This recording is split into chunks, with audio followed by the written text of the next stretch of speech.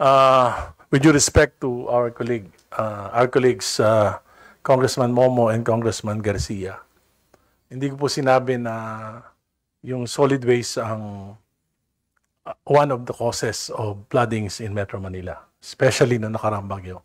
Ang sinabi ko po, ito yung primary cause ng floodings, yung solid waste sa Metro Manila. Iyan po at ang hypothesis ko po, talaga namang yung solid waste management system natin, especially for a megapolis like Metro Manila with 15 million population, is the worst in the world. And I would like to prove that. One, according to a study made by scientists and published by Bloomberg in 2020, masyado nang malala yung water pollution, plastic pollution sa oceans of the world. In fact, apektado na yung mga kinakain nating lamang dagat because of nano and microplastics.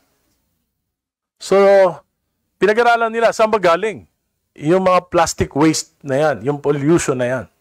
So, tinignan nila yung production ng plastic waste sa buong mundo. Ang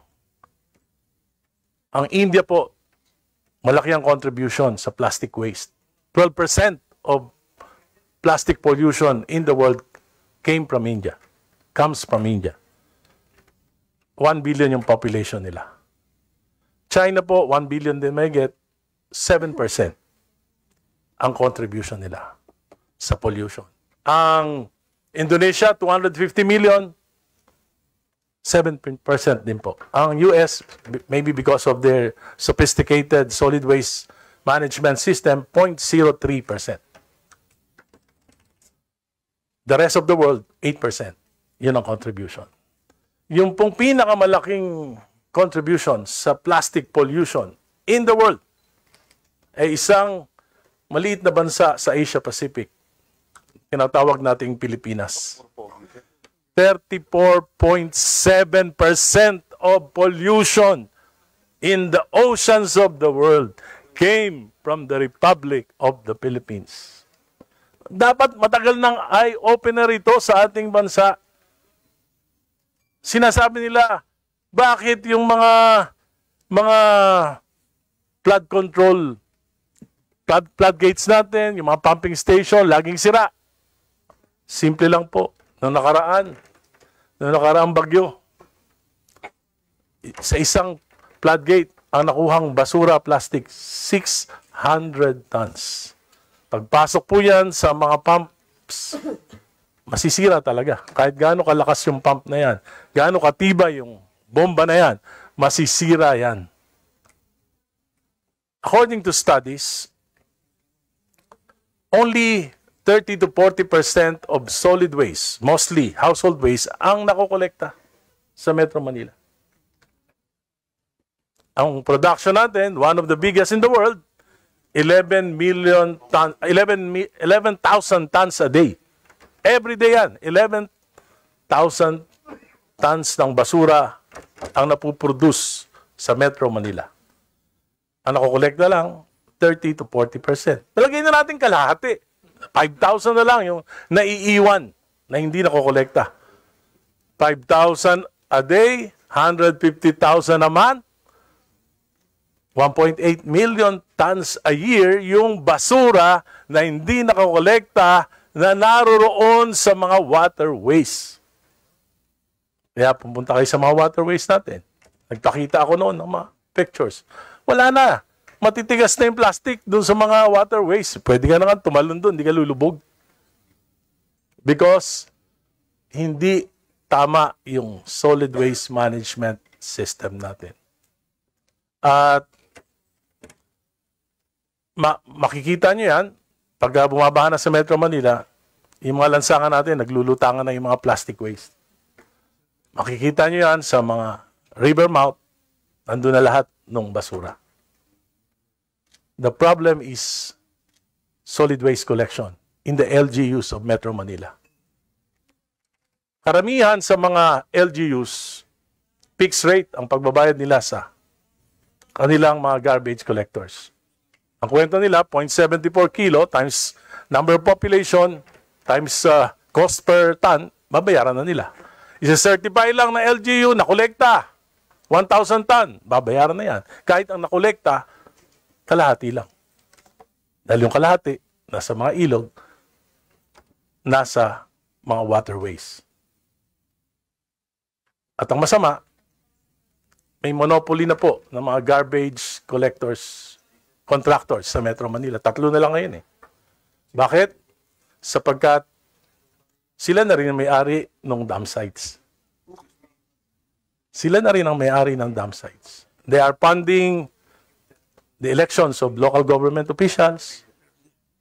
900 pesos per ton ang binabayad nila ng MMDA sa bawat tonelada, 900 pesos. Kung kalahati lang yung nakokolekta, sila yung kumolekta, sila rin yung pagtatapunan, sila rin yung binabayaran. Kahit na magagaling yung mga contractors na iba, they cannot compete. May monopoly na. Hindi lang po sa waste collection, pati po sa disposal, may problema tayo. Ang Hanoi, 5 million ang population. Ang kanilang waste disposal system, iba't iba. Yung kanilang landfill, modern landfill, 200 hectares.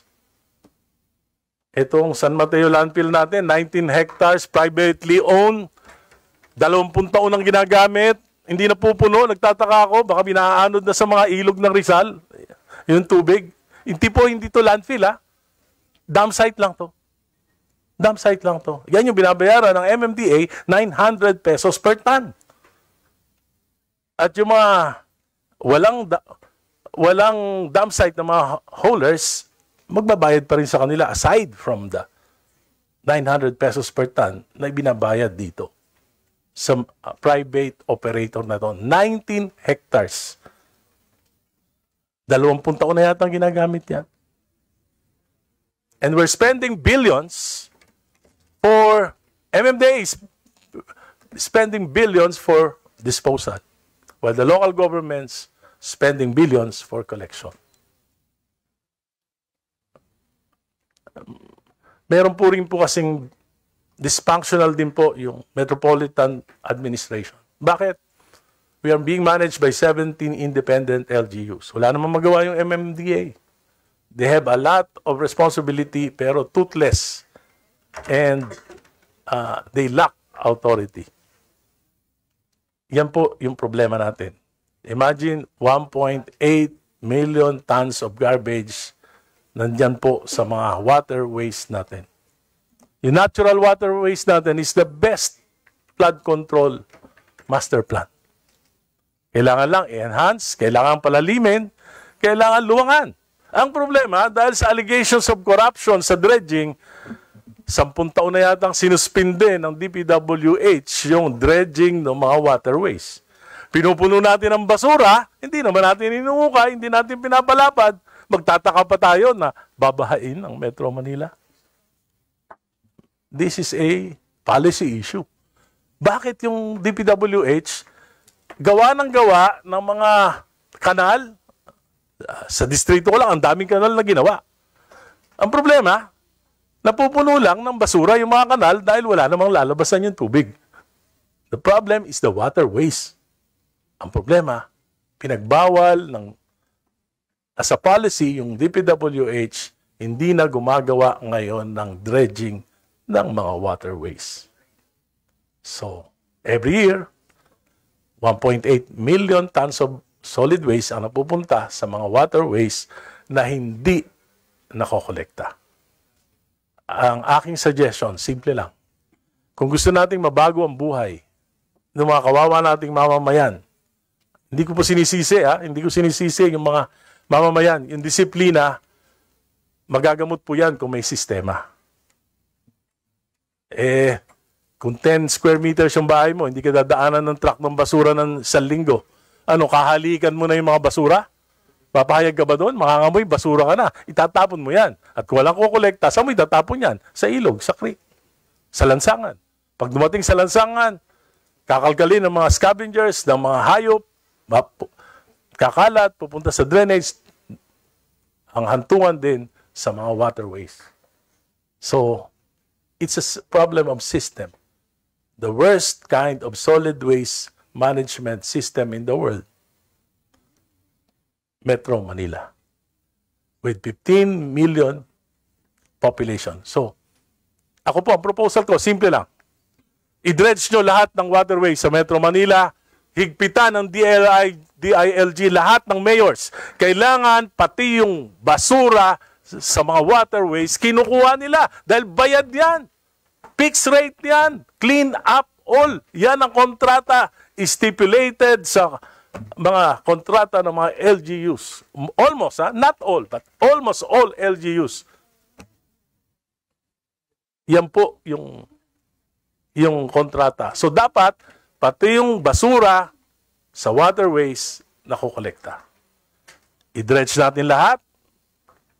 There are 640,000 families living beside and on top of waterways in Metro Manila. Unahin na natin. Huwag na yung nasa gilid. Matagal yan. Unahin na natin yung mga nasa ibabaw man lang.